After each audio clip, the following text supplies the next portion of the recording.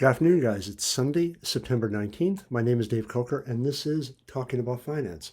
As we do every week, we're going to start out by just looking at how the markets did last week, specifically the S&P 500. And remember how to read these heat maps. They're incredibly valuable because what you do is red and green communicate the performance of different assets across the entire S&P 500. So red is what you don't want to see, especially the deep, deep red, like Facebook. That's a sharp loss compared to other entities like Apple had 1.95% loss. So you can see the color changes according to the intensity of the loss. And on the other side, the gains are mirrored the same way. So green is good, and brighter green is really, really good. So sort of a messy week, guys. S&P 500 trading down about 57 basis points on the whole. It's still close to record levels, but investors are getting a little nervous. Now, the VIX, remember the volatility index, also known as the fear index, traded up to 20.81. It's above its long-term mean, and this confirms that there's a little bit more fear emerging in market participants. I suspect it has to do with September. September is always sort of a shaky month in the stock market, but the only thing I can tell you is keep the faith. Tina, there is no alternative, is the code word for this market. You can't be buying bonds. You can't be buying other stuff. There's just no returns in them, right? So stocks are where it's at. As I've shared with you guys, I only invest for dividends. And I've been doing that for decades. It's turned out really well because we can live off that cash flow. We can live quite well off that cash flow. But regardless, every month I've got dividend money coming in.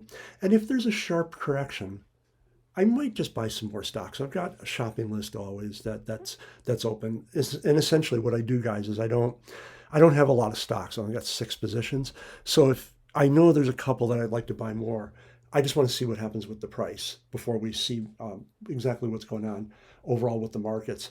Now, when we're talking about the markets, talking about performance, this is a really good chart that one of my friends had put on the Telegram channel that we've got.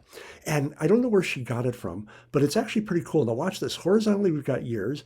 Vertically, we've got the annualized outperformance against the S&P 500. Essentially, how much did these various entities, these money managers, how much did they outperform the S&P 500 for? Now, there's a couple things I want to draw your attention to. On the right-hand side, you'll see a gentleman called Warren Buffett. I think I've read every book about Warren. He's a real fascinating character. He's legendary. People always say that, but this illustrates why we say Buffett's legendary. Look at that. Over 60 years, he's outperformed the S&P 500 by roughly 11% or so. So it's really stunning what he's been able to do year in, not year in and year out, but over time. Of course, he's had bad years and he's had good years. Now at the top, you see Tepper. So these are the names. When they talk, you want to listen. And then I'll just point out one other gentleman and let you guys go do your own research. Peter Lynch wrote the book called One Up on Wall Street. Fascinating book. Definitely read it. And also, guys, he ran Fidelity Magellan's fund for, I believe, 13 years. And then he got out because he knew he couldn't keep it up as he relates it. Now, keep in mind, guys, this is gross performance. It's not adjusted for fees. And that's something that active management brings to the equation that you have to be aware of. Money managers got to eat, right? So they charge for their services. Overall, I think you're better off with passive investments. You had done really well if you just bought the S&P 500 over the past 10 years. It was really amazing. And if you just buy a tracker, you'll do well. Just, in other words, buy and hold. Get any ideas about trading out of your head because there's too many people these days, and they're all over Twitter and all over other places. They claim to be traders. Well, here's the story. Anyone can make money in an up market, and we've had an incredible run in this market. So yeah, tell me about how you trade. I don't believe anybody when they constantly brag about their trading prowess. The only way I believe them, and there are a few people that do this, you post your entry point, say, I'm buying the stock today at this price, then you post your exit point. And ordinary retail investors have nothing to worry about. This garbage about, I can't tell you because it might influence my position. No, don't be ridiculous. Get over yourself. You're just a retail investor. What are you putting 100,000 in? No, the big money doesn't really care what you're up to. But yeah, I don't believe it. There's only a few people that I believe that they post their trades in advance when they go in and when they exit. But in general, most people that talk about day trading, swing trading, whatever. It's just rubbish. It really, really is. Remember, guys, I don't have to work because of my dividend cash flow. That's real wealth and that's real performance. And you can do that too. Anyways, here's some interesting stuff. This is a one that popped up earlier in the week. My God, look at this. This is China. And we all know China is a monster in the markets and especially commodities, but some of these numbers here, I have to be honest with you, they surprise me. Look at what percentage of global production is absorbed by China. Cement, they take 59%, nickel, coal. Look at this, 56, 50%. It's absolutely incredible how much they pull out of the global chain, global supply, I should say, of these various commodities. It's absolutely wonderful in terms of the demand side. But we have to keep in mind, guys, China is slowing. A year earlier, they had, excuse me, sorry about this. First half of the year, they had 12.7 growth, and now it looks like the second quarter, they're coming in at 7.9% growth. So it's slowing. And what's the impact on commodities? Well, it's pretty much what you would expect, right? We can see right here, this is just one that I tracked for you guys off the wonderful Y charts. And we can see that iron ore dropped 23% in 1 month. Why? Well, China. China's slowing down and demand for commodities is falling, and therefore the price goes down. It's real simple, guys. So we'll see some of these commodities correct and sharply. Now, I don't really get involved in those. I do own gold and silver, but that's not really on the chart. But I don't get involved in these commodities, and maybe you shouldn't either. Again, though, it's just something you should know about what's going on in the global financial system. Speaking about other stuff that's going on in the global financial system, we know America has had, thanks to the Fed, this huge run up, I should say, in home prices. And fortunately, people aren't really rushing in. Look at this. This is people that suggest or say it's a good time to buy a home. We know interest rates are at record lows. You can actually pick up a mortgage well below a 30-year fixed mortgage, guys, well below 3% in America. That's the beauty of the American system of mortgages. You know exactly what those payments are going to be all the way out to number 360. You know exactly what it's going to be when you buy. But interest in acquiring a new home now is at the lowest since 1982. So when the inevitable drop happens, it hopefully won't be as bad as it was in 2008 in that house price crash. Now, this isn't restricted to the States, guys. We've seen a fair run up in UK prices, but I think I've shared with you guys before, I've got a fairly large property business in the UK. And yeah, we're seeing drops in London. The media doesn't really report that much, but we know because we're in the market all the time looking to buy new properties. And yeah, we're starting to see drops in London. People are leaving London, not really a good place to live for many reasons. So people are leaving London and they're moving out, trying to acquire places like the one we live in now in Essex, where we got a really, really big front garden and back garden and very quiet, calm streets. And the pollution is really low here compared to London. So we're seeing drops in house prices in the UK, selected markets. Now, I'm active in 3 cities. I'm active in London, Liverpool, and Hartlepool. And I finally got some cred for Hartlepool because I've been buying up in Hartlepool since I think 2015. And my friends are going, how can you buy in that town? It's grubby and basically they've never been there. They just went by the reputation. But Hartlepool, most recent data, leads the UK. House prices up year on year, 12.1%. So that's actually pretty good, guys, overall. Now, this is an interesting one, guys. We've got this thing called CRONY capitalism, where the government is in bed with entities in the market and basically funds them. And unfortunately, we see it in the United States. Now, the U.S. airlines got 3 injections of federal money during the pandemic. Billions, tens of billions of dollars across the industry. Absolutely incredible. And they're still pumping up the debt. It's amazing when you look at the amount of debt issuance that they're doing.